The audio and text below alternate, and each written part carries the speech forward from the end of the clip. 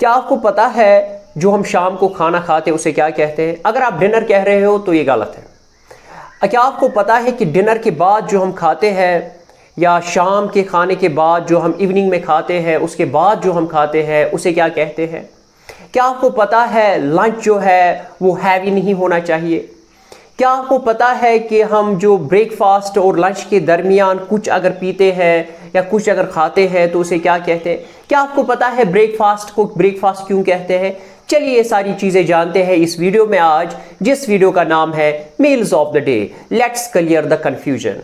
मैं आपको बता दूं, रात को जो हम रहते हैं बिल्कुल खाली पेट, हम रात को कुछ भी नहीं खाते हैं, हम जैसे रोज़ा होता है मुसलमानों का वैसे ही हम रोज़े पे होते हैं रात भर, तो इंग्लिश में उसे कहते हैं फास्ट। और जब हम सुबह उठते हैं तो हम क्या करते हैं काम, हम कुछ खाते हैं, रोटी खाते हैं, चाय पीते हैं या कुछ और चीज़ें खाते हैं, तो वो हम रात का जो रोज़ा है, रात का जो खाली पेट है उसे हम तोड़ देते हैं। तो इंग्लिश में उसे कहेंगे ब्रेक फास्ट। ब्रेकफास्ट, फास्ट को, रोज़े को या खाली पेट को तोड़ दो, यानी कि कुछ खाओ। तो दैट इज़ वाई जो सुबह का खाना है उसे हम कहते हैं ब्रेकफास्ट। ये हो गई पहली बात कि ब्रेकफास्ट को हम ब्रेकफास्ट क्यों कहते हैं। इसीलिए इफ्तारी जो है, मुसलमान जो in the month of Ramzan जो है वो रहते हैं रोज़े पे, शाम के वक्त वो इफ्तियारी करते हैं, हम करते हैं इफ्तियारी, आई मीन टू से, तो फिर हम करते हैं काम वे ब्रेकफास्ट। इफ्तारी को भी ब्रेकफास्ट कहते हैं। इसके बाद जो ब्रेकफास्ट और लंच जो हम 1 बजे खाते हैं, मिड डे मील्स, तो उसके दरमियान जो होता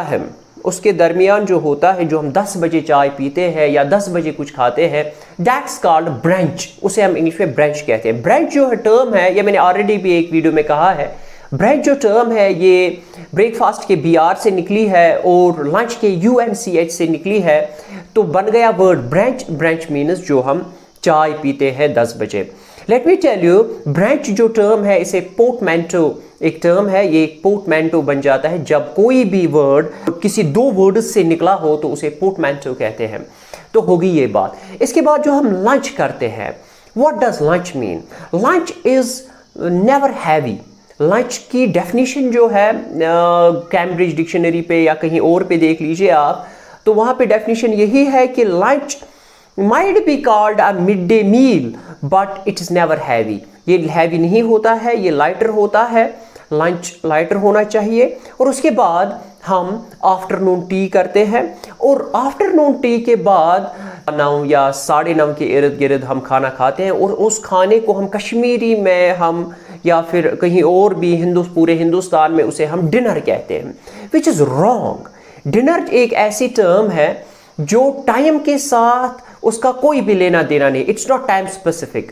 ये टाइम के साथ इसका कोई लेना देना ही नहीं है।